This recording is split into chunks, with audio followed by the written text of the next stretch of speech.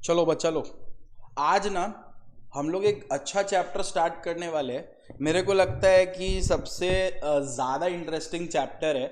इस चैप्टर का नाम है मीटिंग। चैप्टर का नाम क्या बोलिए? मीटिंग। और इसको कंपनी लॉ के लैंग्वेज में बोला जाता है चैप्टर मैनेजमेंट एंड एडमिनिस्ट्रेशन। क्या नाम से जाना जाता है बोलिए? Management and administration. तो ये जो चैप्टर है मीटिंग्स, इसके अंदर आप पढ़ने वाले बेसिकली कि क्या होता है मीटिंग्स और मीटिंग से रिलेटेड सारे लॉ।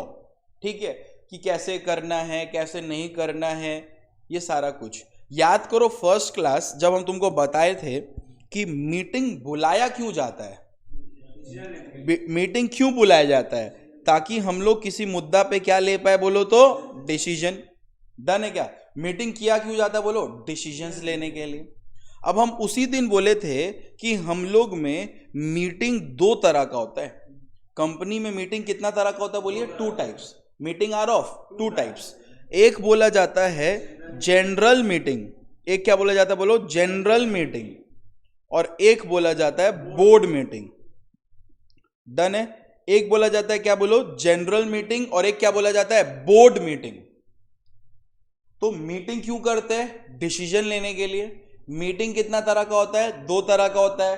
एक होता है जनरल मीटिंग और एक होता है बोर्ड मीटिंग। जो जनरल मीटिंग होता है वही हमारे सिलेबस में भी, और उसी को हम लोग बोलते हैं meeting of share holders.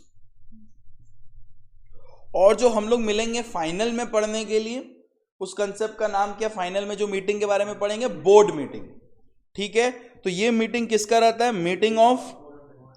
Meeting of board of directors. Company में जो डायरेक्टर्स रहते हैं उनका मीटिंग जो होता है उसको हम लोग क्या बोलते हैं? Board meeting. डन है? तो meeting are done to take what? Decisions. अब meeting are of two types, general meeting and board meeting. So we are going to start with which meeting बोलो तो? हम लोगों के सिलेबस में जो पोर्शन है वो एकदम स्ट्रेट फॉरवर्ड उसी से स्टार्ट करते हैं, क्योंकि यही है अपने मीटिंग का मेन डिस्कशन। ठीक है, अब इस डिस्कशन को पढ़ने के लिए अब हम अपना हेडिंग देंगे आज के क्लास का, जिसका नाम क्या रहेगा बोलिए? General meeting. General meeting.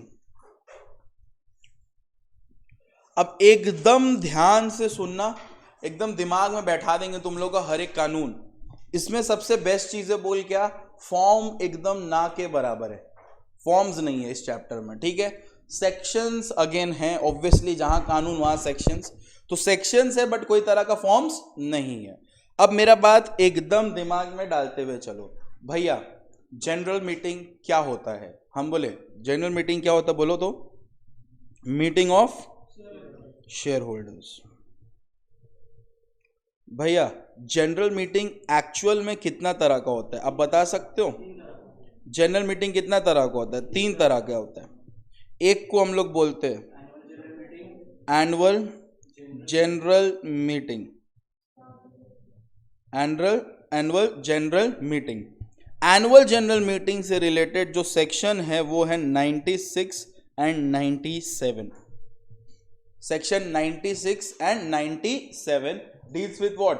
Annual general meeting. उसके बाद जो दूसरा टाइप्स आता है उसका नाम है extra ordinary general meeting.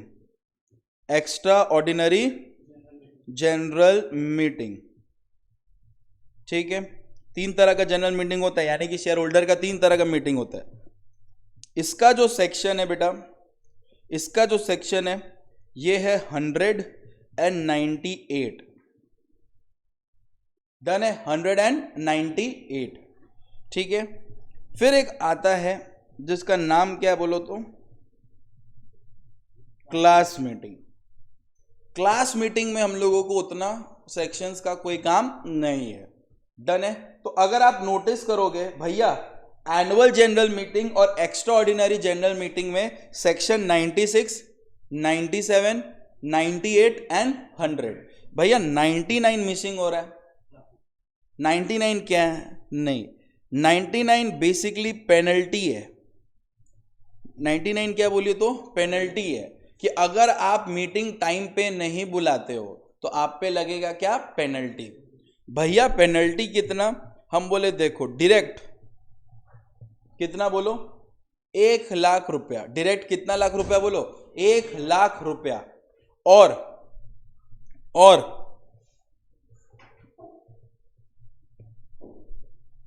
5,000 per day. यानी कि मीटिंग नहीं बुलाए 1,00,000 रुपया, और जब तक नहीं बुला लोगे कितना करके पर डे लगेगा? 5-5 हजार। समझ आ रहा है अच्छी तरह से? अभी मैं ओवरव्यू दिया। अपने कौन सा चैप्टर शुरू किए बोलो? मीटिंग। अपने कौन सा शुरू किए बोलो? मीटिंग। मीटिंग क्यों करते हैं? डिसीजन लेने के लिए। मीटिंग कितना तरह का होता है? 2 तरह का, general meeting and board meeting. अब हम लोग के सिलेबस में क्या बोलो तो जनरल मीटिंग, जिनको बोला जाता है मीटिंग ऑफ शेयर होल्डर। वो जो मीटिंग है वो मीटिंग होता है 3 तरह का। एक होता है एनुअल जनरल मीटिंग, एक होता है एक्स्ट्रा ऑर्डिनरी जनरल मीटिंग, और एक होता है क्लास मीटिंग। डन है?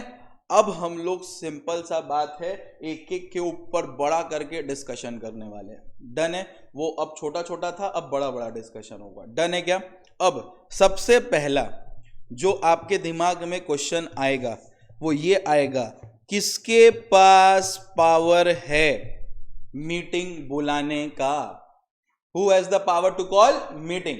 मीटिंग बुलाने का पावर हमेशा दिया गया है किसको? बोर्ड ऑफ डायरेक्टर्स को। कंपनी में जो डायरेक्टर्स है, कंपनी में जो डायरेक्टर्स है, सिर्फ और सिर्फ उनके पास पावर है बोर्ड ऑफ उनके पास पावर है मीटिंग बुलाने का।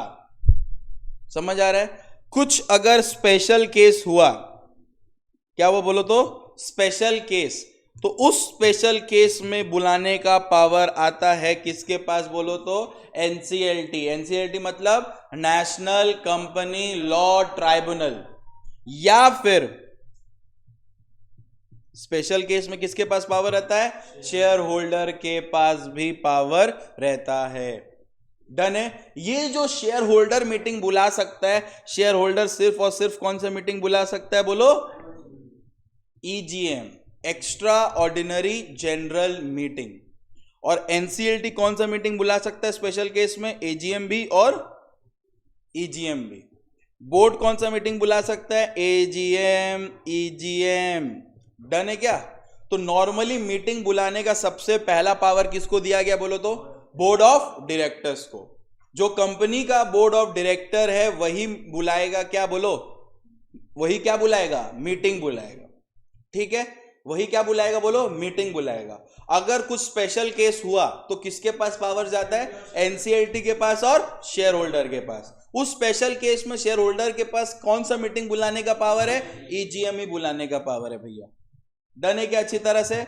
और एनसीएलटी के पास क्या बुलाने का पावर है? एजीएम भी और ईजीएम भी। Am I clear with this? तो क्विक रिवीजन बेटा, meeting are done to take decision. Decision लेते हैं हम लोग। मीटिंग 2 तरह का होता है, एक होता है जनरल मीटिंग और एक होता है बोर्ड मीटिंग। हमारे सिलेबस में जनरल मीटिंग है, यानी कि मीटिंग ऑफ शेयर होल्डर है। अब ये जनरल मीटिंग कितना तरह का होता है? 3 तरह का होता है। एक होता है annual general meeting, extra ordinary general meeting और क्लास मीटिंग। अब ये जो एनुअल जनरल मीटिंग होता है इसका सेक्शन बता सकते हैं आप? 96 एंड 97। डन है? ओके भैया, अब एक बात बताओ, समझ गए? मीटिंग बुलाने का पावर बोर्ड ऑफ डायरेक्टर का, स्पेशल केस में शेयर होल्डर के पास भी, एनसीएलटी के पास भी। हम बोले देखो मीटिंग बुला रहे हो ठीक है, लेकिन वैलिड मीटिंग कब बोला जाएगा उसको? एक मीटिंग को वैलिड कब बोला जाएगा? एक मीटिंग को वैलिड तब बोला जाएगा जब वो कितना कंडीशन फुलफिल कर रहा है बोलो? 3 condition. A meeting is said to be valid when 3 condition is fulfilled. When 3 condition is what? Fulfilled. What are those 3 condition भैया? Number 1, meeting must be properly called. Meeting must be properly called. Meeting properly बुलाइए, called। भैया called मतलब कैसे बुलाएंगे? हम बोले देखो called का मतलब होता है कि इसको बुलाने वाला होना चाहिए कौन?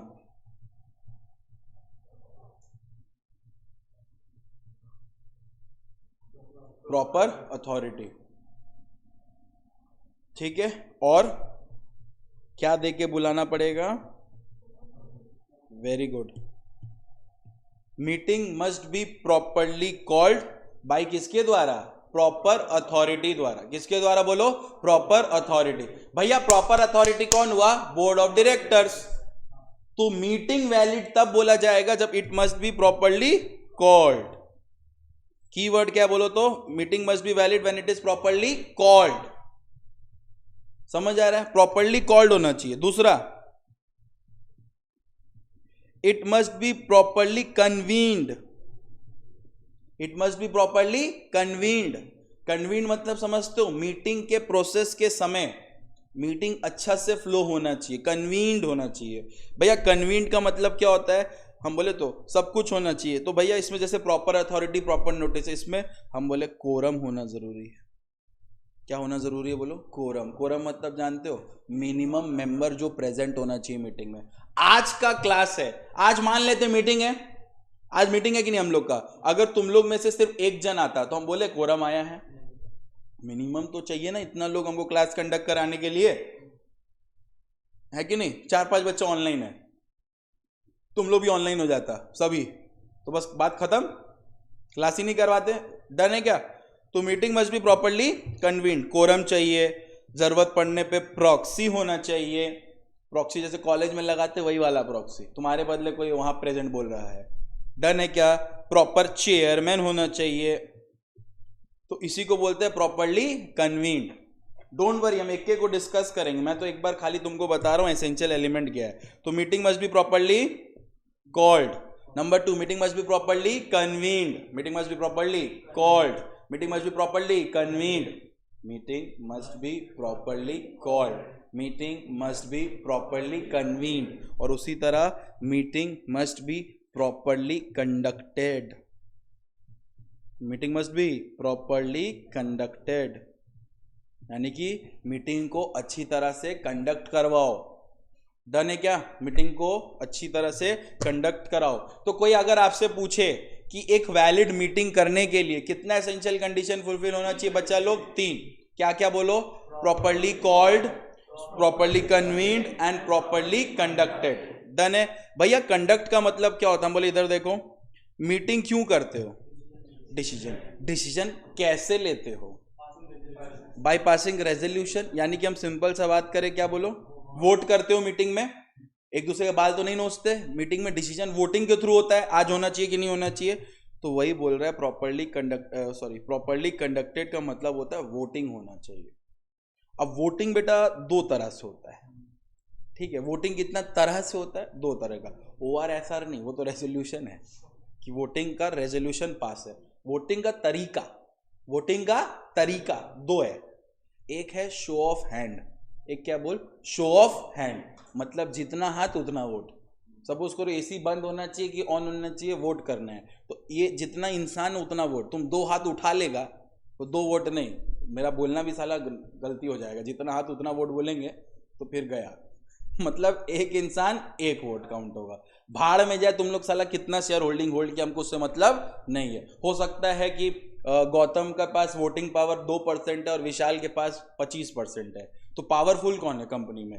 25% वाला, वोटिंग वाला। लेकिन हम लोग यहाँ पे सबको कैसे देखेंगे? इंसान की तरह, यानी कि 1 वोट उसका भी, 1 वोट उसका भी। उसको हम लोग क्या बोलते बोलो तो? शो ऑफ हैंड, ठीक है? और एक होता है बेटा बाइपोल। बाइपोल समझते हो? मतलब जितना % शेयर होल्डिंग उतना % आपका वोट। समझ आ रहा है? अगर विशाल के पास 25% तो वोट कितना पावर है उसका? 25%। अब इसमें हम लोग सब अलग अलग हो गए। हम चिंदी है तो चिंदी वाला वोट, वो ज्यादा वोट किया तो ज्यादा वाला वोट। तो सर होता क्या है ज्यादातर, तुमको क्या लगता है? बाइपोल वाला ज्यादा होता है, हैंड वाला चिद्दी मैटर पे कि बिरयानी चलेगा कि कॉफी। समझ आ रहा है? ये सब मैटर पे तुम लोग से पूछा जाएगा कि मेजोरिटी क्या खाना चाहता है आज। डन है। एक्चुअल में मीटिंग होता है, ठीक है? और सबसे पॉपुलर मीटिंग होता है AGM, ठीक है? प्रॉपरली होता है। डन है क्या? तो यहां तक क्लियर हुआ? तो what are the essential elements of valid meeting? Number 1, it must be properly called, it must be properly convened and it must be properly conducted. Done है क्या? अब देखो, ये देखो आपके नोट्स में भी मार्क करते हुए भी चलते हैं। Power to call what? General meeting. मैट तेरे को दे देंगे कल, ठीक है। Power to call what, general meeting.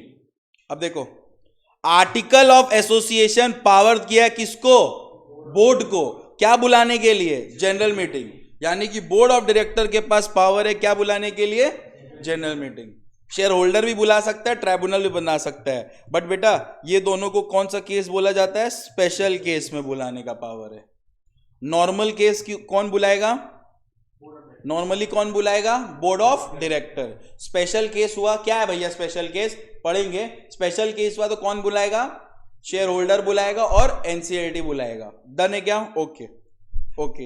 What are the essential element of valid meeting भैया, हम बोले देखो लिखा हुआ है meeting must be properly called, ठीक है, meeting must be properly convened and meeting must be properly conducted. Done है क्या अच्छी तरह से, तो आपको क्लियर हो गया ना मीटिंग के बारे में। अब अपने पढ़ने वाले हैं सबसे इंपॉर्टेंट सेक्शन जिसका नाम है एनुअल जनरल मीटिंग। क्या पढ़ेंगे बोलो, एनुअल जनरल मीटिंग। एकदम ध्यान से देखिए, आराम से पहले पढ़ेंगे फिर आगे बढ़ेंगे। पहला बताइए सेक्शन क्या है इसका, सेक्शन है 96। 96 का जो सेक्शन है वो डील करता है किससे बोलो, एनुअल जनरल मीटिंग से।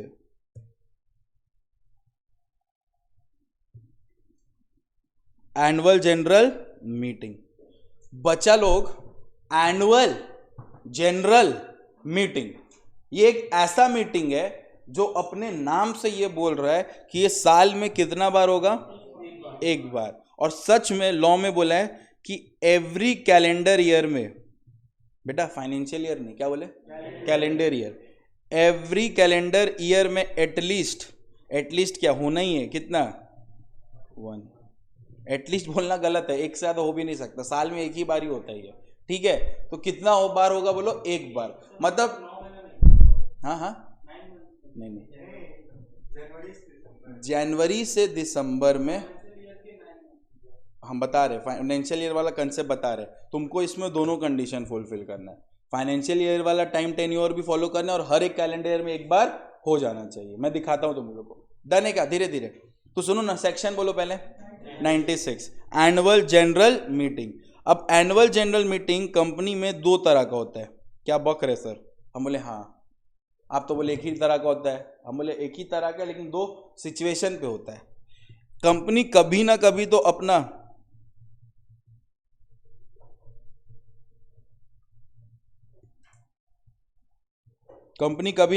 अपना फर्स्ट एनुअल जनरल मीटिंग किया होगा ना, है कि नहीं, कभी ना कभी तो उसका पहला एनुअल जनरल मीटिंग तो हुआ होगा ना। तो उसका क्या टाइम था, और फर्स्ट के बाद जब भी होता है उसको हम लोग क्या बोलते हैं,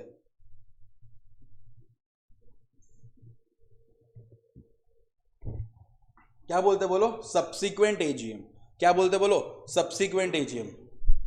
पहला बार को क्या बोलोगे, फर्स्ट एनुअल जनरल मीटिंग। उसके बाद जितना बार भी हो उसको क्या बोलेंगे, subsequent annual general meeting.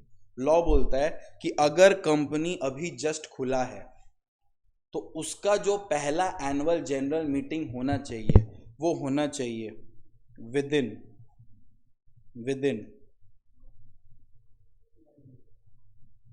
9 months, within 9 months from कहां से, from the end of financial year in which company has been, क्या बोल, incorporated। डन है क्या अच्छी तरह से, श्योर हुआ अच्छी तरह से। तो पहला एनुअल जनरल मीटिंग कब होता है बोलो, तो पहला एनुअल जनरल मीटिंग कब होता है बोलो, within 9 months from the end of financial year in which company has been incorporated। Company जिस फाइनेंशियल ईयर में खुला है उस फाइनेंशियल ईयर का अंत होने दो, उस फाइनेंशियल ईयर का क्या होने दो, अंत होने दो। और उस फाइनेंशियल ईयर का अंत होते ही, हमेशा कब अंत होगा, एक फाइनेंशियल ईयर का अंत कब होता है, 31 मार्च, और वहां से 9 महीना हमेशा कहां तक जाएगा, दिसंबर तक। तो यानी कि first annual general meeting, first मतलब पैदा ही हुआ है, इनकॉर्पोरेशन 9 महीना लगता है, तो उसी तरह मीटिंग भी कितना महीना में करना है, 9 महीना। सच बता रहे, हमको ऐसे ही याद हुआ था अपने समय में, अब तो एक्सपर्टीज आ गया है, वो अलग बात है। डन है क्या अच्छी तरह से? तो विद इन कितना month, 9 month from the end of financial year in which company has been incorporated. बेटा सीएमए हो या सीए हो, पॉपुलर बनता है क्वेश्चन, इतना हमको पता है टाइम से। वो लोग केस स्टडी पूछता है मीटिंग से, समझ आ रहा है? मीटिंग में यहाँ पे तुम लोग को डेट्स के साथ खेलेगा, डेट्स के साथ खेलेगा। पता है, देख पहला एनुअल जनरल मीटिंग को भी डेट लेना ले, हमको प्रॉब्लम नहीं है, लेकिन हमको लगता है वो लोग तुमको कहाँ प्रॉब्लम में देगा। ये देखो, हम लोगों का कौन सा फाइनेंशियल ईयर चल रहा है? अबे टैक्स नहीं पढ़ रहे, लॉ पढ़ रहे, प्रीवियस ईयर में मत घुस जाना। फाइनेंशियल ईयर कौन सा है? 23-24। डन है ना? टैक्स पढ़ते पढ़ते तुम लोग के अंदर समा जाता 22-23, वो प्रीवियस ईयर है, ठीक है। अभी हम लोग का क्या चल रहा है? 23-24। अब सपोज कर विशाल अपना एक कंपनी खोला जिसका नाम रखा है विशाल प्राइवेट लिमिटेड, ठीक है, और वो अपना डेट ऑफ इनकॉर्पोरेशन उसका है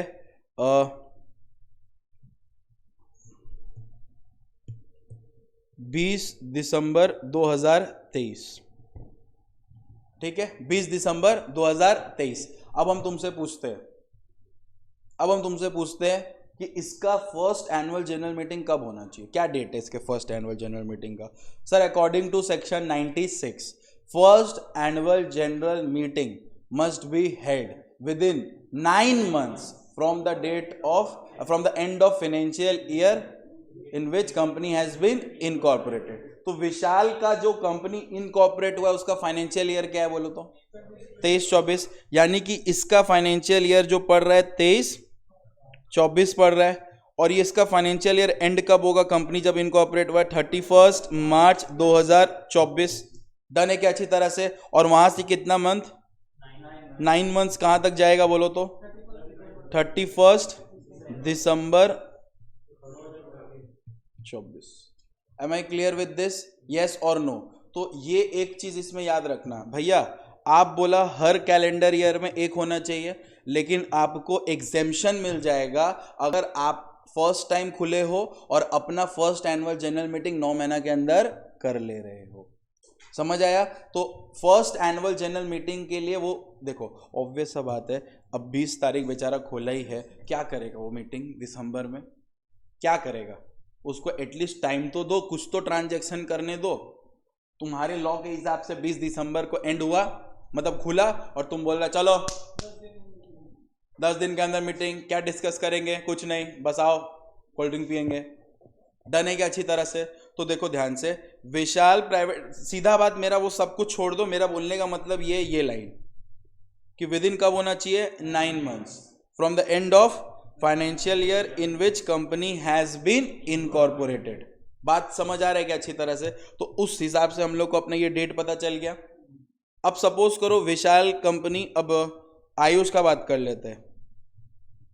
आयुष लिमिटेड एक कंपनी खोला है और उसका डेट ऑफ इनकॉर्पोरेशन बेटा ध्यान से सुनो, 1 जनवरी 2024 है। 1 जनवरी 2024 है, ठीक है। यहीं पे बच्चा लोग को फेल करता है वो, हमको पता है, इसीलिए हम करवा रहे एग्जाम्पल। 1 जनवरी 2024 है। अब हम तो उससे पूछते हैं कि उसका फाइनेंशियल ईयर का एंड क्या है? 31 एंड 31 मार्च 2024। एक्चुअल में इसका 24-24 हो जा रहा है, 23-24 नहीं हो रहा है, क्योंकि खुला जिस ईयर में, खुला जिस टाइम में, वो तो नेक्स्ट मंथ ही हो, नेक्स्ट कैलेंडर ईयर ही हो गया।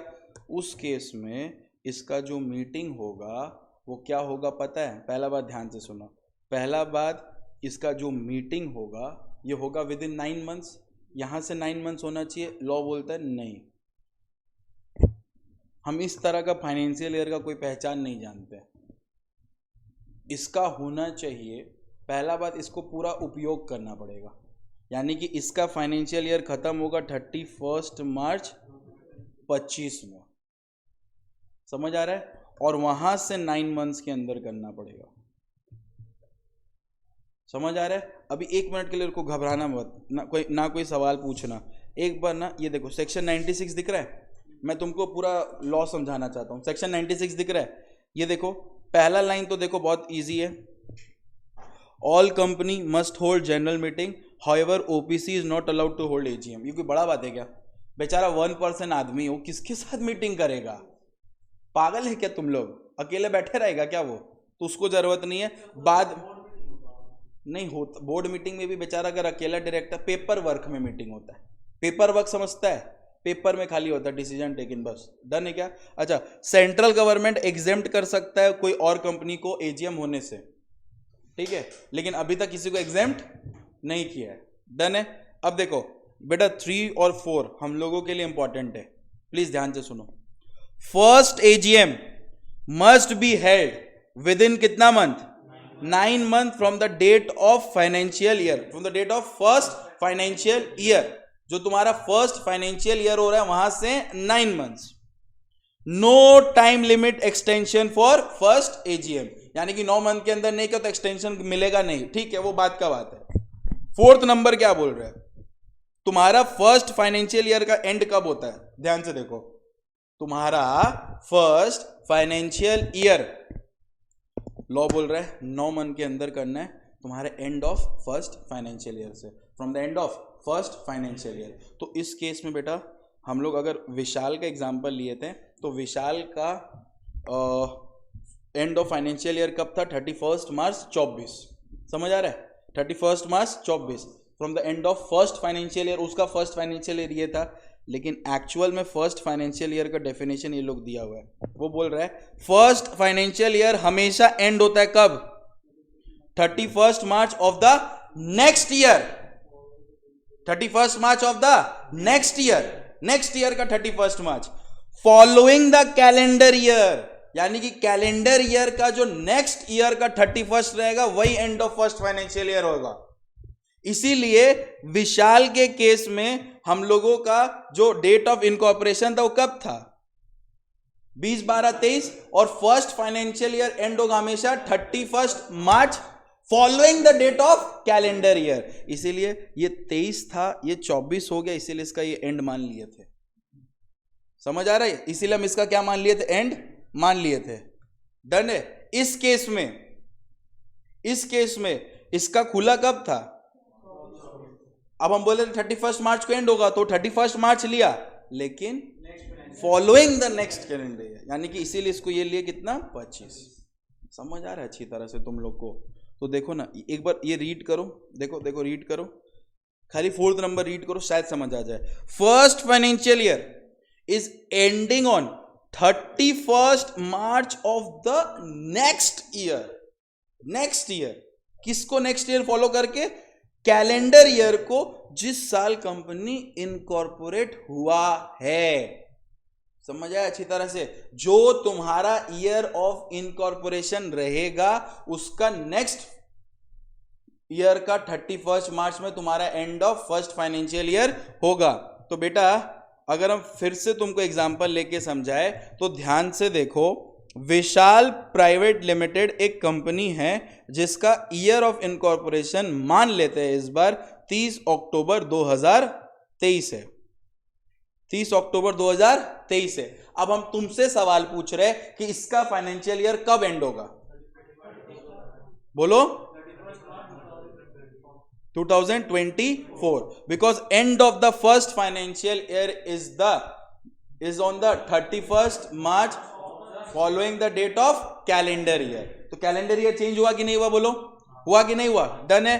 अब उसी तरह से हम आयुष प्राइवेट लिमिटेड का बात कर रहे हैं कि इसका कंपनी खुला है 1 जनवरी 2024 में, तो इसका फाइनेंशियल ईयर का एंड क्या होगा? बोलो तो 31 मार्च 2025, क्योंकि उस कैलेंडर ईयर में नहीं हो सकता। ये तुम लोग समझा अच्छी तरह से? बहुत पेचीदा चीज है लेकिन इजी है, ठीक है ना? तो ये हुआ 31 मार्च 2025। अब यहां से कितना मंथ?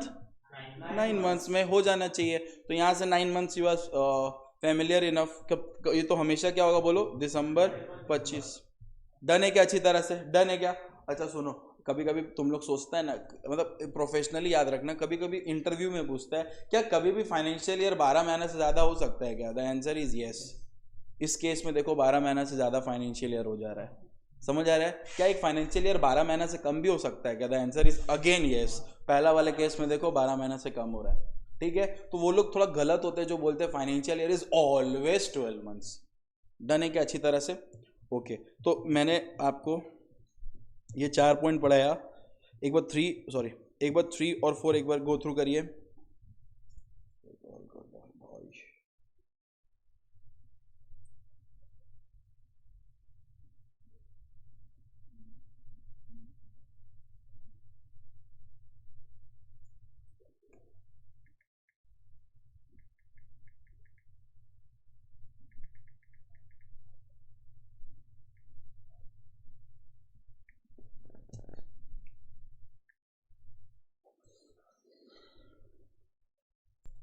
ओके, समझ आया अच्छी तरह से? ओके, अभी तक हम लोग क्या पढ़े, कौन सा ईजीएम पढ़े अभी तक? बोल तो, वो तो पता है, फर्स्ट एनुअल जनरल मीटिंग, ये क्लियर हो गया। तो first annual general meeting 9 months from the end of first financial year, ये बोलना ठीक है, लेकिन डेप्थ में तुम लोग खुद समझ गया ना क्यों नेक्स्ट फाइनेंशियल ईयर होगा। अब बात करते हैं किसका, बोलो, सब्सिक्वेंट एजीएम का। किसका बात करते हैं? सब्सिक्वेंट एजीएम का। सब्सिक्वेंट एजीएम में 2 डेट है। एक बोल रहा है तुम लो 15 मंथ फ्रॉम लास्ट एजीएम। जो तुम्हारा लास्ट एजीएम है ना, वहां से कितना मंथ बोलो? 15 मंथ्स। और 6 month from the end of financial year. इस दोनों डेट में जो सबसे क्या पड़ेगा बोलो? अर्लियर पड़ेगा, वही मेरा ड्यू डेट बनेगा। क्या चीज का बोलो? एजीएम का। अब हम तुमको सच बात बताए, प्रैक्टिकली सितंबर ही लास्ट डेट होता है एजीएम का। प्रैक्टिकली क्या डेट होता है एजीएम का? सितंबर। उसीलिए उसको कॉर्पोरेट आवर्स बोला जाता है। क्या बोला जाता है? Corporate hours. ये जो जुलाई, अगस्त, सितंबर, ये तीनों महीना को क्या बोला जाता है बोलो? Corporate hours. इसमें इनकम टैक्स फाइलिंग्स भी होता है, एजीएम वीजीएम भी सब इसी में होता है। डन है क्या? तो सुनो ना, 15 मंथ्स फ्रॉम लास्ट एजीएम या फिर 6 months from the end of financial year, which ever is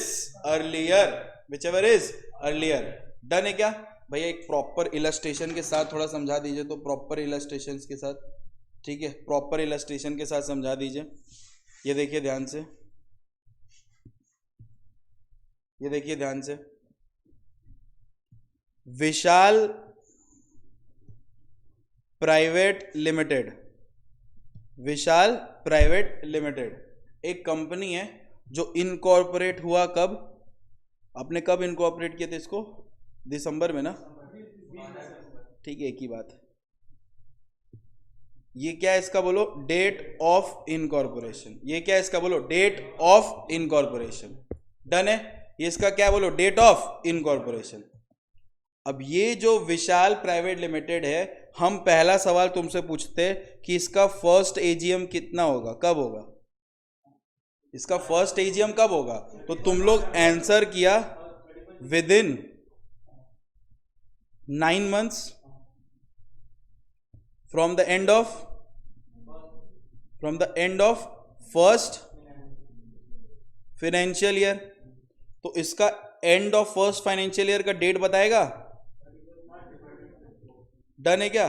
तो इसका एंड ऑफ फाइनेंशियल ईयर हुआ 31 मार्च 2024। वहां से कितना मंथ्स? 9 मंथ्स। वहां से कितना मंथ्स? 9 मंथ्स।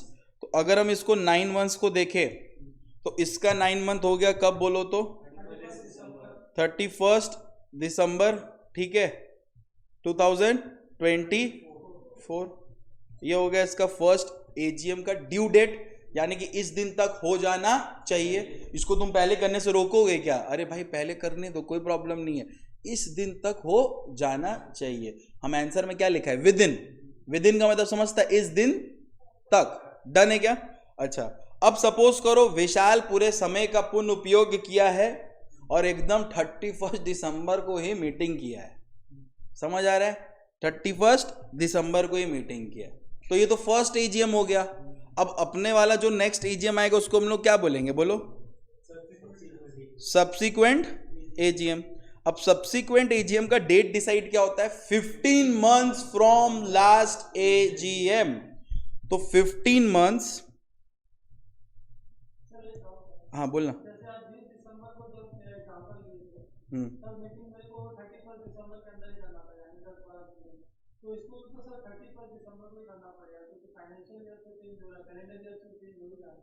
किसमें बोल रहा है,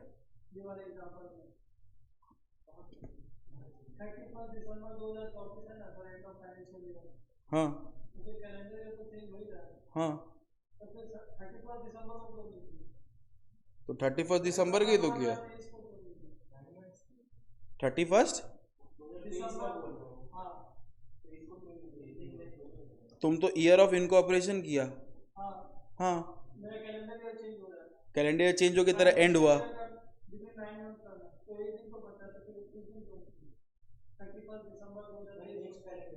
नेक्स्ट कैलेंडर ईयर में मीटिंग करना है ना, उस कैलेंडर ईयर में कैसे करेगा,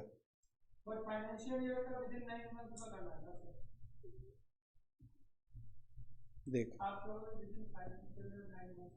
with in and of first financial year, and तुम्हारा फाइनेंशियल ईयर का एंड कब हो रहा है, पहला फाइनेंशियल ईयर का,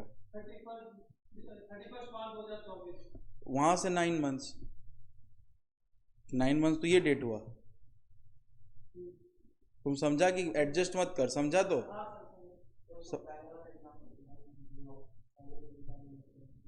वो तुम ये रहा। हाँ तो यहाँ पे भी तो वही था, वही तो किया, वो खुद डेट में कंफ्यूज हो गया, वही है और कुछ नहीं किए। डन है क्या। अब सब्सिक्वेंट एजीएम होता है 15 months from last AGM. Last AGM कब हुआ है विशाल का, 24। अब 15 मंथ्स, ठीक है, 15 मंथ्स, तो 15 मंथ्स मतलब क्या, 31 दिसंबर, सुनो 31 दिसंबर 2025 उसका होगा, क्या बोलो तो 12 महीना, वहां से 3 मंथ्स, यानी कि जनवरी फरवरी मार्च, तो ये 25 होगा कि 26, 26 हो गया ना। डन है क्या। तो 15 मंथ्स फ्रॉम लास्ट एजीएम अगर हम कंसिडर करेंगे तो कितना होगा, 31 मार्च 2026। कैलकुलेट कर लो पहले, आत्मा को शांति दे दो तुम लोग। डन है क्या अच्छी तरह से। और हम क्या बोले थे, और क्या बोले थे, 6 months from the end of financial year, ठीक है। अब ध्यान से सुनो, 23-24 पहला फाइनेंशियल ईयर एंड हुआ, ठीक है। अब अपने को 24-25 स्टार्ट हो गया था, 24-25 का एंड कब हो रहा है, 2025, क्लियर हुआ। एंड से 6 मंथ, यानी कि ये डेट क्या हो जाएगा,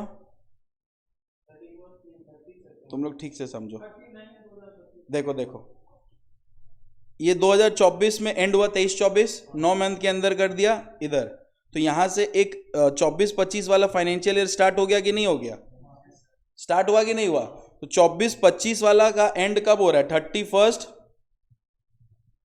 मार्च 2025, समझ आ रहा है। वहां से कितना मंथ, 6 मंथ, वहां से 6 मंथ मतलब कितना दिन, 31 सितंबर,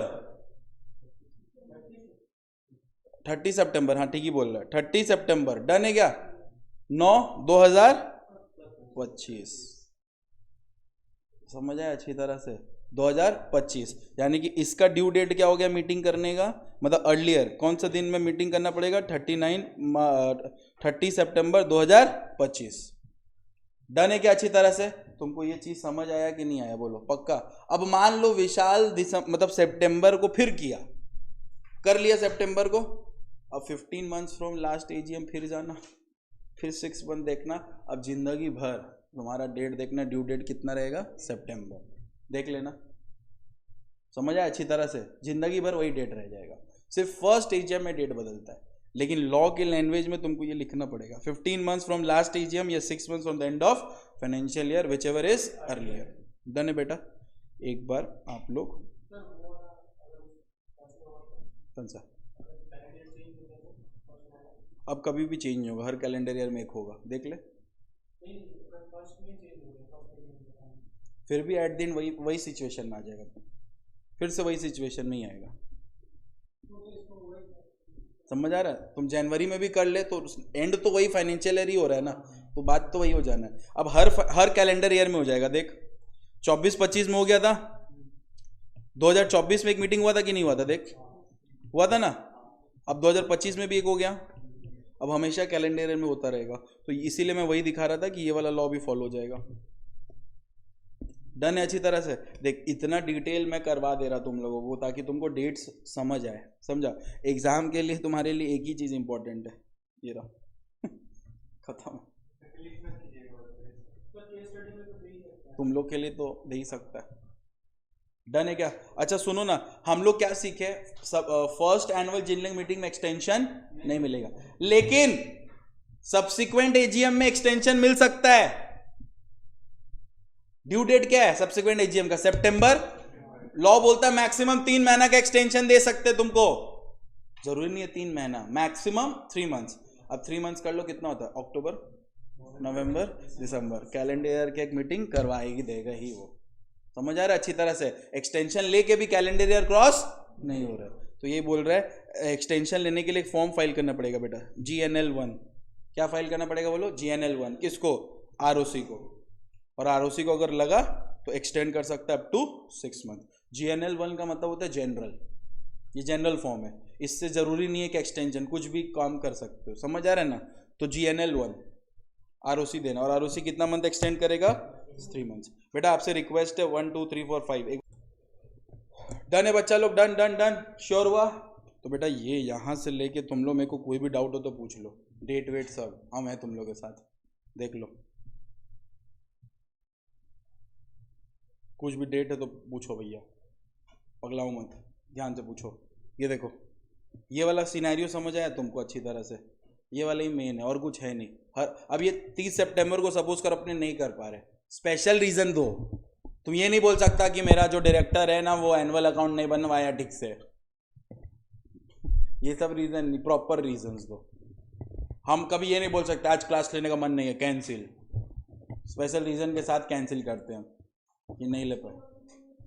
नेशनल हॉलीडे के में एजीएम होता भी नहीं है, समझ आ रहा है? और अगर तुमको पता था कि 30 सितंबर को कौन नेशनल हॉलीडे है, समझ आ रहा है? इतना तो प्रॉपर डेट ध्यान से देखनी पड़ेगा। डन है क्या? अब सुनो, अब आप मेरे से पूछेगा भैया ये एजीएम होगा कहाँ, किस जगह पे होगा, कब होगा? तो हम बोले देखो, सबसे पहले एजीएम होने का जगह, एजीएम होने का जगह प्लेस नॉर्मली होता है आरओ में। आरओ मतलब रजिस्टर्ड ऑफिस, कंपनी का जो रजिस्टर्ड ऑफिस है वो। भैया हेड ऑफिस रजिस्टर्ड ऑफिस एक है क्या? नहीं, हेड ऑफिस और रजिस्टर ऑफिस अलग अलग है। रजिस्टर ऑफिस अलग है, हेड ऑफिस अलग है। डन है क्या? रजिस्टर ऑफिस अलग है, हेड ऑफिस अलग है। तो एजीएम होगा किस प्लेस में बोलो ना? रजिस्टर्ड ऑफिस में। भैया रजिस्टर ऑफिस में इतना जगह नहीं है, तो any place with in the same city town, मतलब जिस टाउन, जैसे कोलकाता में मेरे रजिस्टर ऑफिस है तो कोलकाता में कोई और प्लेस में। डन है क्या? अच्छी तरह से समझ आ रहा है? अच्छी तरह से। तो रजिस्टर ऑफिस में होना चाहिए। भैया टाइम बोलो, टाइम। हम बोले सुनो 9 से लेके 6 ये स्टार्टिंग टाइम है, खत्म नहीं होना चाहिए। 9 से लेके 6 बजे के अंदर तुम क्या करो? मीटिंग को शुरू कर दो। 9 से लेके 6 बजे के अंदर मीटिंग को क्या कर दो? शुरू कर दो। डन है क्या? अच्छी तरह से। तो प्लेस हो गया, टाइम हो गया, प्लेस हो गया, टाइम हो गया, और साथ ही साथ प्लेस हो गया, टाइम हो गया, डे कौन सा होना चाहिए? मस्ट नॉट बी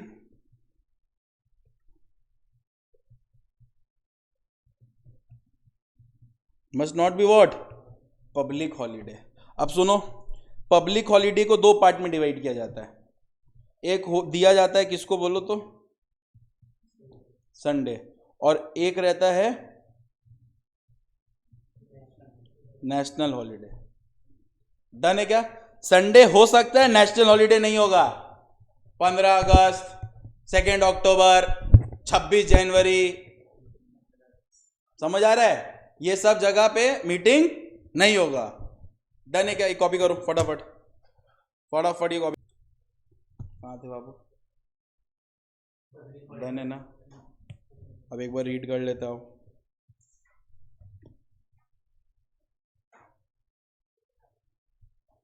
देख लो, सेम है।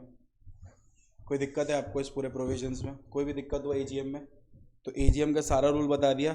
AGM shall be held in any day not being a national holiday, यानी कि आप संडे भी कर सकते हो। कभी कभी ना क्वेश्चन में पब्लिक हॉलीडे लिख देता है, जो यहाँ पे हुआ, देखा यहाँ पे? तो मैं तुमको समझा दिया कि पब्लिक हॉलीडे में भी नहीं हो सकता अगर वो पब्लिक हॉलीडे क्या है? National holiday. पब्लिक हॉलीडे हमेशा दो तरह का होता है, एक Sunday, Sunday is also a public holiday.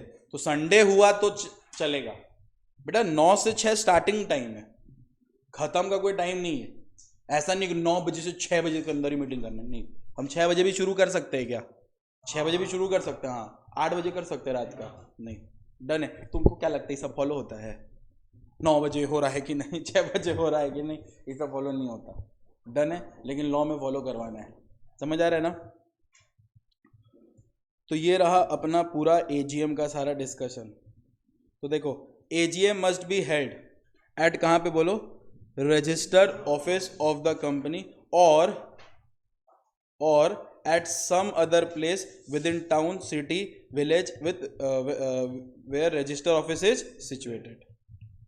Done है क्या अच्छी तरह से? Okay, so this is all about section 96। Within जो टाइम था उस समय तक तुम लोग एजीएम नहीं किया तुम लोग समय पे। एजीएम है ही तुम लोग नीच नहीं किया एकदम। एजीएम समय पे किया नहीं, पूरा समय का पूर्ण उपयोग करके भी नहीं किया तुम लोग एजीएम। उस केस में पेनल्टी तो लगेगा 1 लाख और 5,000 पर डे। लेकिन अगर तुम सोच के देखो, ये पेनल्टी अंबानी के लिए कुछ है क्या? ड्राइवर ही दे देगा, उसका ड्राइवर ही भर देगा। ये सब पेनल्टी अंबानी के लिए कुछ है? 1 लाख रुपया, लाख में तो बात ही नहीं करता, 1000 का तो छोड़ दो। तो बड़े बड़े कंपनीज के लिए ये सब पेनल्टी कुछ नहीं, वो लोग तो आराम से देता रहेगा खुशी खुशी। तो उन लोगों से रिलेटेड लॉ ये समझा और एक और चीज बनाया, effect of failure to convene AGM, कि एजीएम अगर तुम नहीं किया, ये दिया हुआ है सेक्शन 97 में, दिया हुआ है किसमें बोलो? सेक्शन 97 में। Effect of failure to convene what? AGM. Effect of failure to convene what? AGM. कि अगर तुम एजीएम टाइम पे नहीं किया तो एनसीएलटी के पास पावर है करने का। याद आया स्पेशल केस? तो ट्राइब्यूनल करेगा मीटिंग। ट्राइब्यूनल को पता कैसे चलेगा सर? अरे कोई तो ऑनेस्ट आदमी होगा कंपनी में जो बोल देगा जाके कि एजीएम टाइम पे नहीं हुआ है। तो tribunal by application, tribunal by application given by member मतलब शेयर होल्डर, या फिर खुद से उसको पता चला सुओ मोटो, यहां कोई मोटा नहीं है, on its own motion. Suo motu का मतलब होता है ऑन इट्स ओन मोशन, खुद से कॉल कर सकता है या डायरेक्ट कर सकता है। क्या करने के लिए बोलो तो? AGM, annual general meeting. समझ आ रहा है? ये लाइन का मतलब समझ आया? Done done done done, sure? Okay, अभी के लिए ये आगे वाला लाइन नहीं समझ आएगा, इसलिए होल्ड रखते हैं। कोरम नोटिस पढ़ाएंगे तो समझ आएगा। और ये penalty for not holding AGM both officer in Dewald and company shall be punishable with fine rupees 1 lakh and 5,000 per day. ये जस्ट नया ऐड हुआ इसीलिए नहीं है। 5,000 पर डे। सेक्शन बोल दो इसका प्लीज। है पेनल्टी का 99 है बेशरम लोग।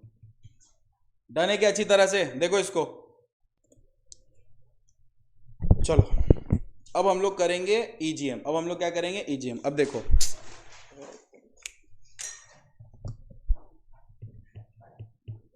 क्या करेंगे बोलो? EGM, extra ordinary general meeting. Extra ordinary general meeting. अब ध्यान से सुन, अभी तुम पूरा चीड़ फाड़ करके किसको पढ़ा? एजीएम को।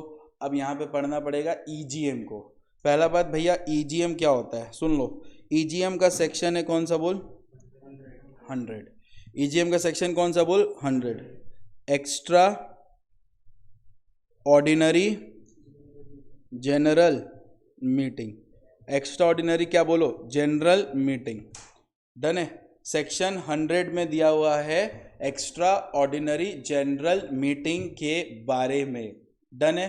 अब ध्यान से समझते हुए चलो। सेक्शन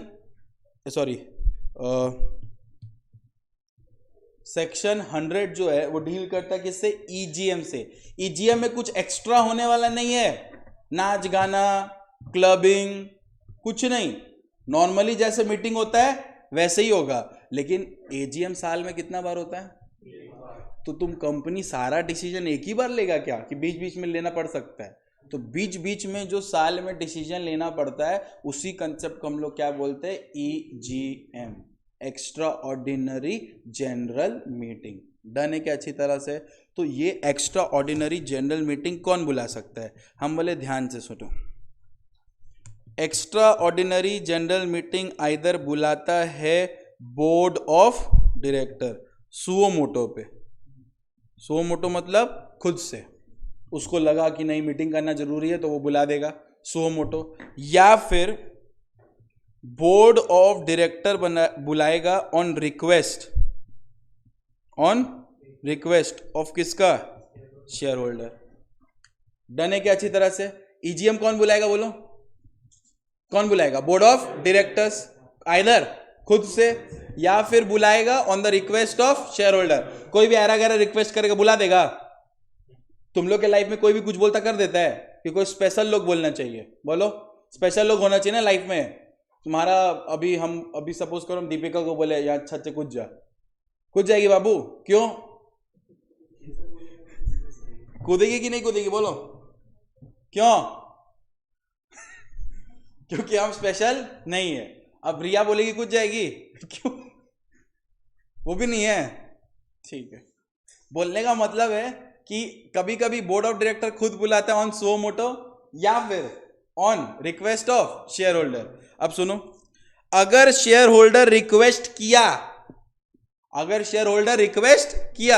कि मीटिंग बुला दो, तो शेयर होल्डर जो होता है ना, वो शेयर होल्डर ऐरा गैरा नहीं होना चाहिए। वो शेयर होल्डर ऐसा होना चाहिए जिसके पास एटलीस्ट कितना परसेंट पावर हो? 10% of paid up share capital हो कंपनी का एटलीस्ट 10% कैपिटल तो होल्ड किया हो, तो वो रिक्वेस्ट करेगा तो बुलाएंगे। भैया अकेला 10% की मिला जुला के भी चलेगा? मिला जुला के भी चलेगा। हम लोग मिला के 8% है, रिक्वेस्ट करने से बुलाएगा डायरेक्टर? नहीं, आंडू पांडू समझेगा। क्या समझेगा बोलो? आंडू पांडू कुछ नहीं, आलू पकौड़ी देखता हूँ, निकलो यहाँ से, नहीं जरूरत है। 10% जितना हुआ तो थोड़ा वेटेज रहेगा। जैसे तुम लोग मेरे को कुछ नहीं समझता है, 1 2 3 4 5 6 7 सोचता 7 बच्चा है, आंडू पांडू है टीचर। डन है क्या? तो ये चीज 10% मतलब वेटेज चाहिए। क्या चाहिए बोलो? वेटेज। डन है, तो वेटेज होने दो, बुला लेंगे लेकिन 10% जितना। अब सुनो, जिस दिन शेयर होल्डर रिक्वेस्ट किया, बेटा ध्यान से सुनो, शेयर होल्डर रिक्वेस्ट कर रहा है, ये कौन है? ये कौन है? Share holder. इसके पास 8% था पावर, वो एक जन के साथ मिलके इसको 3% था, टोटल कितना परसेंट हो गया? 11% लोग क्या किया बोलो तो? रिक्वेस्ट किया। किसको?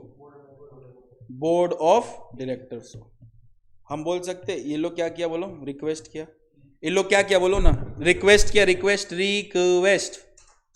रिक्वेस्ट किया, यस और नो? जिस दिन वो रिक्वेस्ट किया वहां उसी दिन से 3 काम होगा। डेट ऑफ रिक्वेस्ट, जिस दिन रिक्वेस्ट किया वहां से कितना काम होगा? 3 काम। डेट ऑफ रिक्वेस्ट से 21 दिन के अंदर, डेट ऑफ रिक्वेस्ट से 21 दिन के अंदर बोर्ड ऑफ डायरेक्टर को एक्शन लेना है। बोर्ड ऑफ डायरेक्टर को क्या लेना है? एक्शन लेना है, ताकि मीटिंग हो जाए कितना दिन में? 45 दिन में। बेटा इस 45 में ये 21 इंक्लूडेड है। बोलने का मतलब समझा? डेट ऑफ रिक्वेस्ट से ही 45 दिन, डेट ऑफ रिक्वेस्ट से ही 21 दिन, 21 दिन भी वहां से ही 45 दिन। तो जिस दिन रिक्वेस्ट किए, on the date of request, board of director must take action within 21 days, so that meeting must be conducted within 45 days. नहीं हुआ मीटिंग 45 दिन में, नहीं कर पाई मीटिंग 45 दिन के अंदर, नहीं हुआ मीटिंग, कंडक्ट नहीं करवा पाए 45 दिन के अंदर, देन उस केस में शेयर होल्डर खुद ही मीटिंग बुला लेगा, शेयर होल्डर खुद ही मीटिंग बुला लेगा। याद आया स्पेशल केस, हम बोले थे ना, शेयर होल्डर खुद ही मीटिंग बुला लेगा। कितना महीना के अंदर? 3 मंथ्स। ये भी 3 मंथ्स कहां से? Date of request. यानी कि इस 3 मंथ के अंदर 21 दिन भी है, 45 दिन भी है। डन है? विद इन 3 मंथ्स डन है क्या भैया? शेयर होल्डर बुलाएगा, खर्चा पानी शेयर होल्डर खर्चा करेगा, बाद में रिम्बर्स कर लेगा किससे? कंपनी से, और कंपनी बाद में रिम्बर्स कर लेगा किससे? डायरेक्टर से, जो बुलाया नहीं।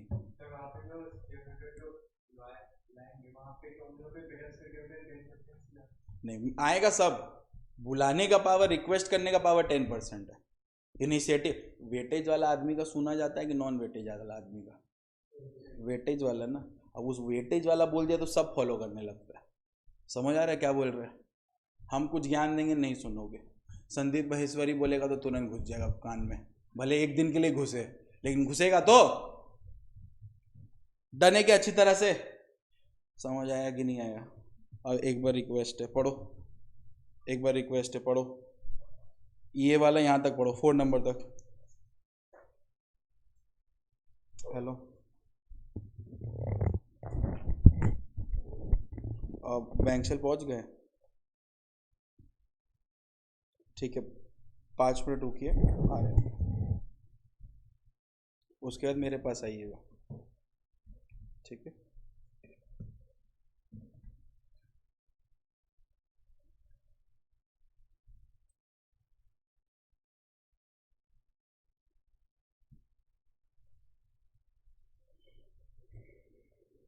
देखो क्या समझ आ रहा है तुम लोग को? जो पढ़ा है वही है, देखो।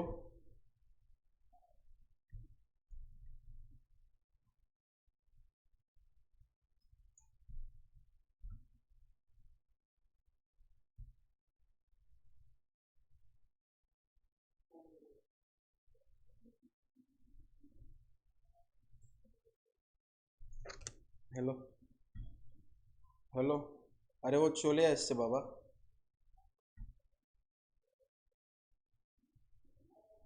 पाँचशो টাকার 4টে হবে, 100 টাকা 20টা হবে। ও চলে আসছে, চলে যাও। 100 টাকা পেয়েছো?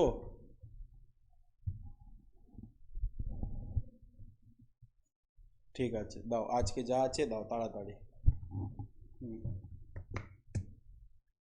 ए बुझेছিস? हो गया, चलो नेक्स्ट। ईजीएम भाई, एजीएम लिखा हुआ है इधर, ईजीएम कर ले भाई, इतना तो तुम लोग समझदार है ही।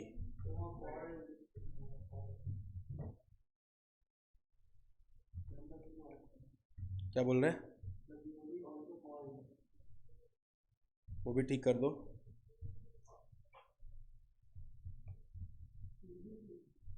ये लोग पागल कर देगा, समझ गया? डन है क्या अच्छी तरह से? अच्छा, उतना ज्ञानबाजी हमको पता, अंग्रेज को औलाद है तुम लोग। यहाँ तक क्लियर हुआ कि नहीं हुआ? इतना तक का हिसाब दो पहले। यहाँ तक क्लियर हुआ ना? तो board of director whenever it deem fit can call extraordinary general meeting of the company. The BOD can also call EGM on the receipt of request of members. Member कितना? Having 10% of paid up share capital or voting power can request. Member may make a written request at company register office asking for EGM, and it will be the duty of the director to take steps within 21 days of the deposit of request, so that meeting must be conducted कितना दिन के अंदर? 45 days from the date of receipt of request. If meeting not conducted within 45 days, then member requested will conduct EGM, will conduct what? EGM within 3 months from the date of request. अगर 5 वाला भी पढ़ोगे, देखो हम बता दिए, वो भी देखो बता दिए 5 वाला भी।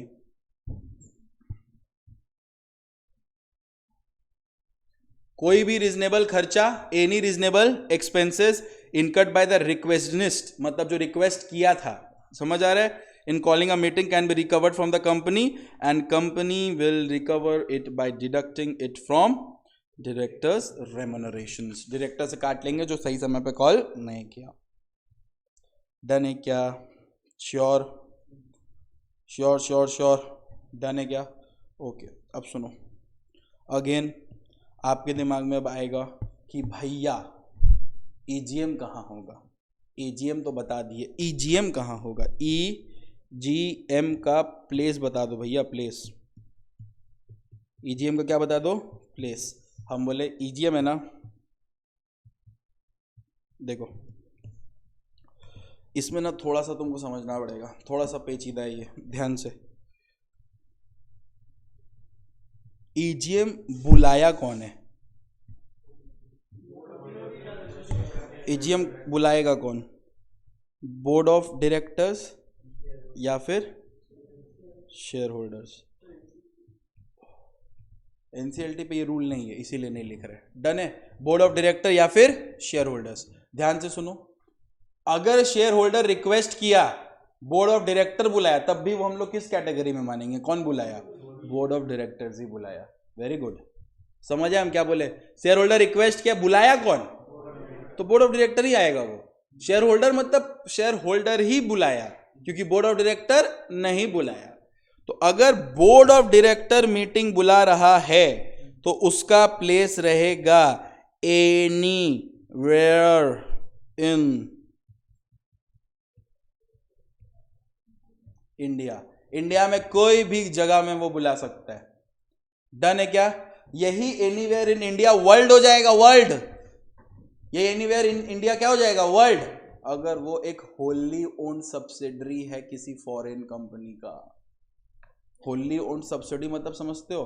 पूरा शेयर्स उसके पास है। ये देखो देखो देखो, EGM called by board can be held in any place in India if it is wholly owned subsidiary of a company incorporated outside India can be held in any place in the world। याद आ रहा है ना? अब मत बोलना subsidiary समझ नहीं आ रहा, फर्स्ट क्लास याद आ रहा है अच्छी तरह से। तो एनीवेयर इन इंडिया नॉर्मली, लेकिन अगर उसका वो होली ओन्ड सब्सिडरी यानी कि उसका पूरा 100% शेयर कौन होल्ड कर रहा है? एक ऐसा कंपनी जो इनकॉर्पोरेट आउटसाइड इंडिया हुआ है, तो वो हो सकता है any place in world. Done है क्या? हाँ हाँ हाँ, वो सी टाइप का कंपनी। डन है क्या? टाइम बताओ। हाँ कुछ भी, 9 से 6 एनी टाइम। डन है क्या? Any time. क्लियर हुआ? Any time. सर डे बताओ, day. Wow, any day. Done है क्या? अच्छी तरह से एनी डे, कोई भी दिन। बाकी सारा कंपनी लॉ से ज्यादा इंटरेस्टिंग है ये, समझ आ रहा? इजी है, छोटा छोटा चीज है। अगर शेयर होल्डर बुलाया है तो एकदम मीटिंग होना चाहिए, समझ आ रहा है? टाइम होगा, वाओ। डन है क्या? और होगा any day except national holiday. Sunday चलेगा क्या? हाँ, एजीएम वाला सारा कंसेप्ट लग जाएगा। समझ आया अच्छी तरह से?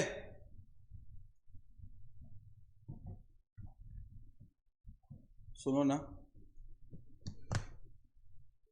जैसे तुम लोग मेरे से एक्स्ट्रा क्लास रखवाया संडे, सपोज कर कि भैया रिक्वेस्ट किया एक तो एक्स्ट्रा क्लास दे दीजिए ना, संडे आपका मुंह देखेंगे, दिन अच्छा जाएगा, प्लीज़ दे दीजिए।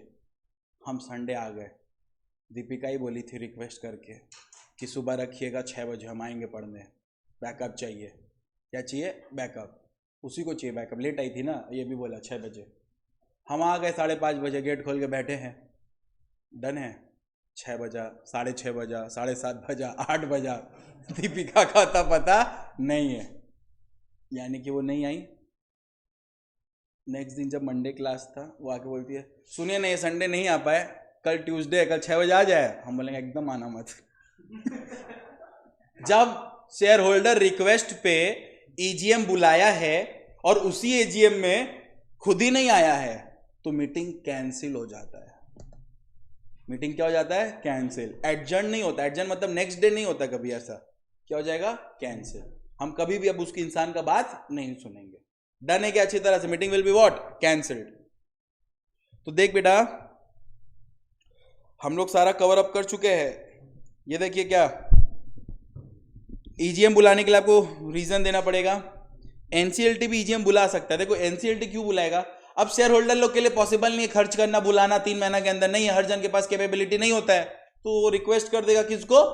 एनसीएलटी को, वो बुला देगा। डन है क्या? अच्छा, EGM call by requisitionist can be held in registered office, सब बता दिए। EGM call by board any place any time, call by members except national notice 906 अभी बनाए बेटा, यही वाला है, गाली मत दो, पढ़ा दिए, यही है। डन है ना? Okay. Next, explanatory statement not required when call by member, ये आगे पढ़ेंगे, आगे आगे मतलब आज ही। डन है क्या? अभी समझ आ जाएगा ये लाइन। क्लियर हो गया अच्छी तरह से? तो आपका यहाँ पे बहुत ही अच्छा कवरेज में करवा दिया। 96 में क्या करवाया? एजीएम। 97 में effect of failure to call AGM. समझ आ रहा है? 96 97 हो गया। ईजीएम का सेक्शन क्या? ईजीएम का 100। भैया 98 क्या है? अगर ईजीएम नहीं बुला पाया तो कौन बुलाएगा? एनसीएलटी। जो 97 एजीएम के लिए है वही 98 ईजीएम के लिए, और 99 क्या है? पेनल्टी है। तो आपका सेक्शन हो गया ना 96 97 98 99 100। डन है ना अच्छी तरह से? प्रॉपर सेक्शन के साथ में करवा दिया इसको। डन है? ओके। 1 मिनट ब्रेक लेते हैं, फिर स्टार्ट करते हैं नोटिस। क्या स्टार्ट करेंगे? नोटिस। शुभ काम, शुभ शुभ शुभ का सेक्शन 101। समझ आ रहा है? नोटिस देंगे, इन्फॉर्म करेंगे, शादी का कार्ड आएगा, शादी नहीं, नोटिस का।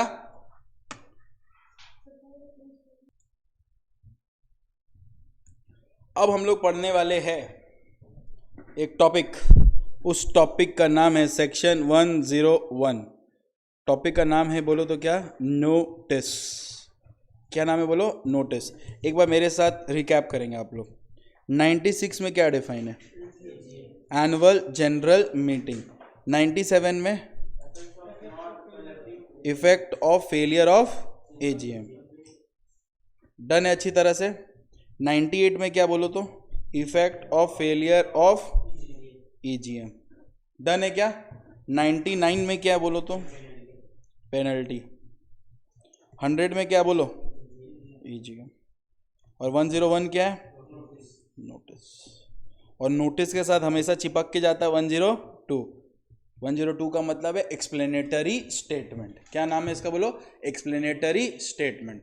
कुछ सेक्शन रिवाइज कर लेते फिर से बेटा, फिर से।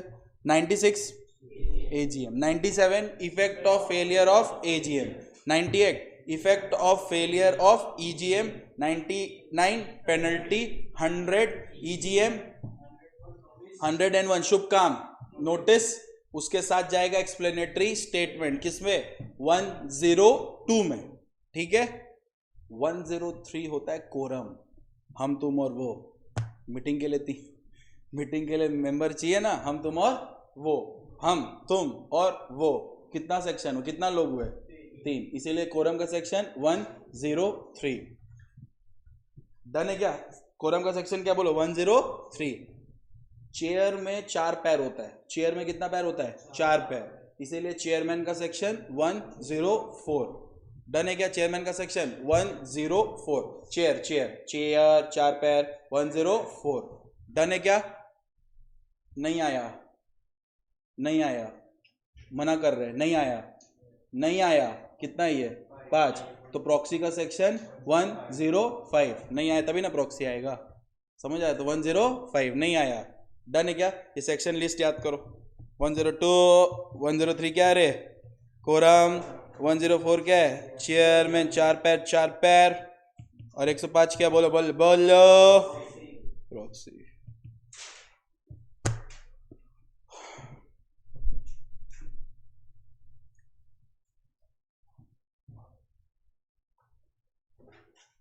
तुरंत जाके इसको लिस्ट ऑफ सेक्शन में अपडेट कर दो, तुम लोग भूल जाते हैं। मेंटेन किया ना लिस्ट?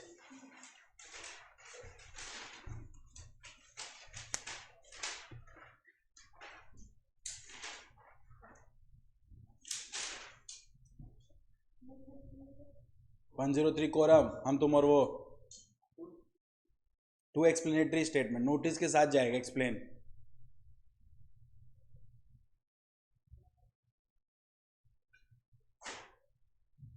एक सीए के लिए 88 से 95 भी इंपॉर्टेंट है, सीएमए के लिए नहीं है। समझ आ रहा है? 96 से तो सबके लिए इंपॉर्टेंट है, सीए के लिए 88 से लेके 95 भी इंपॉर्टेंट है। समझ आ रहा है? और हमारे लिए कहां से इंपॉर्टेंट है बोलो? 96 से। डन है क्या? हमारे भी मतलब सबके लिए होगा। तुम लोग का जो सब तुम्हारा, पूरा बिरादरी तुम्हारा है उसमें तुम लोग हम और तुम मत करो। सीएमए वाला लोग का भी एक्स्ट्रा लॉ भी है ना, लेबर लॉ वगैरह भी है ना, तुम लोग का नहीं है ना। तो सीएमए वाला को पता होना चाहिए ना कहाँ पे कितना देर तक पैर गाड़ के रखना अपना। मालूम चला साला रात भर कंपनी लॉ ही पढ़ रहा है, आया कितना 10 मार्क्स। वो झूठ है, आ सकता है 5 मार्क्स का भी आ सकता है, उस पर मत जाना तुम लोग गलती से। और अगर नहीं तो पूरा पेपर कंपनी लॉ से भी भर सकता है, ये भी याद रखो। वो सब हरकत में मत रहना कि 40 मार्क्स बोले तो 40 देगा, बिल्कुल नहीं। They don't follow weightage any more. समझ आ रहा है? हाँ, कौन बोला? अच्छा है ना, पढ़े तो है ही, हम तो चाहते आए, मेरा क्या जा रहा है। सब यही है बेटा, 2012 वाला सिलेबस से पढ़ा रहे। 12 हो गया, 16 हो गया, 22, इतना बुढ़ा गए हैं, कुछ तो एक्सपीरियंस होगा, बहुत कम। कभी भी किसी लड़के से एज नहीं पूछते शायद, है ना रिया? बोल दो, सिखा इसको। अबे क्या लिख रहे थे तुम लोग इतना? कौन लव स्टोरी लिख रहा हुआ? प्रॉक्सी।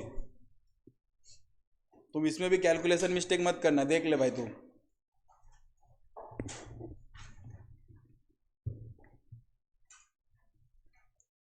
डन है क्या अच्छी तरह से? Okay, let's start with notice. Let's start with what? Notice. बहुत इजी बेटा, बहुत इजी, बहुत बहुत बहुत easy. Section 101 deals with what? Notice. अच्छा, ये नोटिस का मतलब ये कौन सा एसेंशियल एलिमेंट फुलफिल कर रहा है वैलिड मीटिंग का बोलो तो? Meeting must be properly called. याद आ रहा है? Properly called by serving what? Proper notice by proper authority. भैया ये नोटिस किसको देंगे?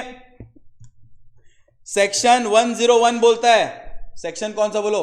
101 सेक्शन। अच्छा एक चीज ना हमको लगता हम भूल गए शायद, एजीएम है ना बाबू, एजीएम लिखा था एजीएम में तुम लोग? हाँ एजीएम है ना, एजीएम यहाँ पे लिखो, यहाँ पे हल्का से लिखो, फॉर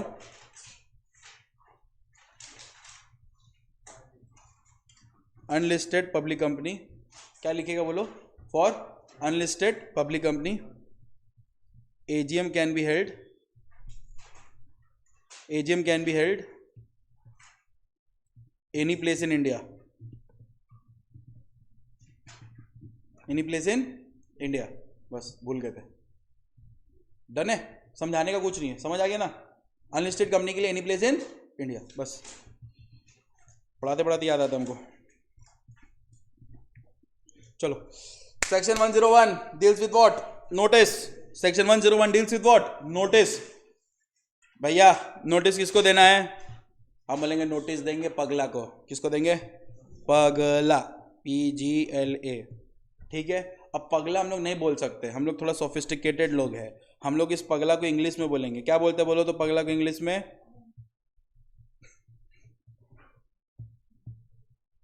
मैडला, मैड। ठीक है, पगला, मैडला। डन है। नोटिस किसको दोगे बोलो? मैडला को। नोटिस किसको दोगे? मैडला को। M for members, A four auditors. Notice किसके पास जाना है? नोटिस क्या है कि जनरल मीटिंग होने वाला है। ये इंफॉर्मेशन किसके पास जाना चाहिए? बोलो बोलो, मेटला के पास। M for members, A for auditor, D for any guess, very good. Directors, L for legal representative, legal representative. जो मेंबर शेयर होल्ड किया था वो गुजर गया, मर गया। अब तो शेयर एक तरह का मूवेबल प्रॉपर्टी है ना, as per section 44 it is a movable property, और इसका ओनरशिप लीगल हायरार्की को जाएगा हायर। सपोज करो हम शेयर होल्ड किए थे, रिलायंस का, मर गए, तो वो शेयर्स किसके पास चला जाएगा? मेरा वारिस पे, मेरी बेटी या बेटा जो भी है नहीं बट मान लो है, तो उसके पास जाएगा। और दूसरी को हम लोग क्या बोलते हैं? Legal representative. अगर मैं इंसॉल्वेंट हो गया, अगर मैं क्या हो गया? इंसॉल्वेंट। इंसॉल्वेंट मतलब भिखमंगा, खुदा ना करे कभी हो। अगर हो गया तो उस केस में मेरे पे नजर रखने के लिए एक लोग अपॉइंट होता है, जिसको हम लोग बोलते हैं असाइनी। क्या बोलते हैं? बोलो, असाइनी। असाइनी कौन होता है भैया? तुम जब इंसॉल्वेंट हो जाता है तो तुम जाके कोर्ट में बोलता है मेरे को क्या डिक्लेयर कर दो? इंसॉल्वेंट। क्यों? क्योंकि अब हम पेमेंट ऑफ लायबिलिटी नहीं कर पा रहे, तो कोर्ट उस समय के लिए तुमको इंसॉल्वेंट डिक्लेयर करता है। साथ ही साथ तुम्हारे पीछे एक आदमी को छोड़ देता है एकदम, जिसका नाम क्या होता है? असाइनी। जैसे ही तुम्हारे पास मोटा इनकम आएगा, तुमसे वो छीन के किसको देगा? लायबिलिटी होल्डर्स को। सर रोटी कपड़ा भी छीन लेगा? नहीं, वो सब बेसिक रहने देगा। खाना पीना, अब तुम फुटानी कर रहा है, डोमिनोज में गया, पिज्जा हट जा रहा है पिज्जा खाने, फुटानी गिरी हुआ है ना, रोटी खाओ। प्रेम में कौन प्रेम? पागल हो जाएगा ये लोग सब थोड़ा दिन में सब पागल हो जाएगा। ठीक है, सेक्शन 101 में क्या होता है? बोलो ना प्लीज बोलो। नोटिस। नोटिस किसको देंगे? डन है क्या? नोटिस देते हो तो कुछ बोलोगे कि दो कैसे नोटिस? बोलोगे कुछ? क्या डिस्कस करोगे नोटिस में? सबसे पहले क्या होना जरूरी है नोटिस में? तुमको क्या लगता है क्या होना जरूरी है? एजेंडा। नोटिस में क्या होना जरूरी है? बोलो, एजेंडा। डन है क्या? एजेंडा होना जरूरी है। एजेंडा मतलब मैटर ऑफ डिस्कशन, कि क्या बिजनेस मैटर डिस्कस करेंगे। हेलो,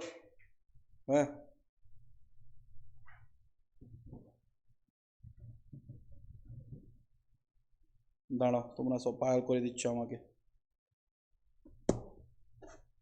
क्या डिस्कस करेगा? बोलो, एजेंडा। एजेंडा मतलब क्या? Business matter. बिजनेस मैटर कि क्या डिस्कस करेंगे हम लोग नोटिस में, मीटिंग में। बुला लिए मीटिंग में, पता ही नहीं क्या होगा आज, बस वहां जाके सरप्राइज। मीटिंग में नोट जाते हो तो कुछ बात पहले से रेडी होके जाना पड़ता है कि क्या होगा। प्रॉपर एक रूटीन बनता है कि 10 बजे ये होगा, 10:30 बजे वेलकम स्पीच होगा, ऐसा होता है प्रॉपर फ्रेम। 10:45 में चेयरमैन आके बांटेगा, फिर रिफ्रेशमेंट होगा। रिफ्रेशमेंट मतलब तुमको पान पुड़िया नहीं खिलाएगा, रिफ्रेशमेंट मतलब ब्रेक देगा। ऐसा करके पूरा एजेंडा बनता है। डन है। दूसरा, नोटिस में टाइम नहीं रहेगा। शादी का कार्ड मिला है कभी तुमको गलती से? मिला है तो उसमें क्या रखता? शादी है आ जाना कि सारा प्रॉपर चीज लिखा रहता है। तुम देखना नोटिस का ना, हल्दी है, बुलाता तुमको हल्दी में नहीं है वो बट वो उसमें लिखा रहता है हल्दी कब है, डांस कब है, फेरा कब है, क्या प्रोग्राम है, बारात कब आएगा, सारा कुछ। टाइम, शादी में टाइम नहीं बताएगा। टाइम बताएगा कि नहीं? डे नहीं बताएगा। डे किस दिन है, आ जाना ढूंढ के, पता करके आना किस दिन है। ठीक है, टाइम, डे। उसके बाद बोलना और कोई एक तो गेस बता। प्लेस। प्लेस तो इंपॉर्टेंट है, कहाँ खाना खाना पता ही नहीं है ढूंढ लो कलकत्ता में कहाँ शादी है, अब तुम ढूंढते हुए चल रहा है, वो नहीं, प्लेस व्लेस सब बताएगा। डनेगा। तो नोटिस में सारा चीज रहेगा, एजेंडा, टाइम, डे, प्लेस। समझ आ रहा है? एजेंडा में क्या रहेगा? बोलो, टाइम, डे, प्लेस, सब कुछ। डन है क्या अच्छी तरह से? उसके साथ साथ जरूरत पड़ने पे एक्सप्लेनेटरी स्टेटमेंट जाएगा। क्या जाएगा बोलो तो? Explanatory statement. ये किस सेक्शन में जाता है? 102। लेकिन पता है हर बार नहीं जाएगा। अगर स्पेशल बिजनेस डिस्कस करोगे तो ही जाएगा एक्सप्लेनेटरी स्टेटमेंट। क्या बिजनेस बोलो तो? Special business. अब हम तुमको 1 मिनट टाइम दे रहे हैं, चलो आ जाओ, ये वाला क्लियर हुआ बच्चा लोग? तो सुनो, ये वाला एक्सप्लेनेटरी स्टेटमेंट कब जाएगा बोलो ना? स्पेशल बिजनेस जब डिस्कस हो गया। भैया एक्सप्लेनेटरी स्टेटमेंट में क्या बोलेंगे? अरे क्या मैटर डिस्कस करने वाले हो, ठीक है, तुम बताओगे disclosure of interest of director, क्या बताओगे बोलो? Disclosure of interest of director. ये नेक्स्ट क्लास लिखाएंगे तुमको, बट अभी के लिए अगर कोई डायरेक्टर इंटरेस्टेड है, समझ आता है इंटरेस्टेड मतलब समझते हो, कोई ट्रांजैक्शन होने वाला है जिसमें कंपनी का डायरेक्टर इंटरेस्टेड है, इंटरेस्टेड मतलब अगर ये ट्रांजैक्शन हुआ तो उसका फायदा किसको मिलेगा? डायरेक्टर को भी, उसको इंटरेस्टेड बोलते हैं। तो सारा कुछ बताना पड़ता है। भैया नोटिस कब देना है, कब? ठीक है, वो तो सबको पता है मीटिंग के पहले देना है, लेकिन कितना दिन पहले देना है? अभी के लिए बस 1 मिनट के लिए एक ही डेट याद रखो, एटलीस्ट 21 क्लियर डेज। कितना बोलो? 21 क्लियर डेज, 21 क्लियर डेज। आज के लिए हम इतने ही रखेंगे, लेकिन एक चीज़ सुन लो, नेक्स्ट क्लास कल ही कंटिन्यू करेंगे, लिखवाएंगे। 21 क्लियर डेज, कितना गैप होना चाहिए? अब सुनो ध्यान से, जिस दिन नोटिस डिस्पैच कर रहे हो वो दिन हटा दो, जिस दिन मीटिंग है वो दिन हटा दो, उस दोनों के बीच में कितना दिन का गैप होना चाहिए? 21। उसी को बोला जाता है 21 क्लियर डेज। समझ आए हम क्या बोले?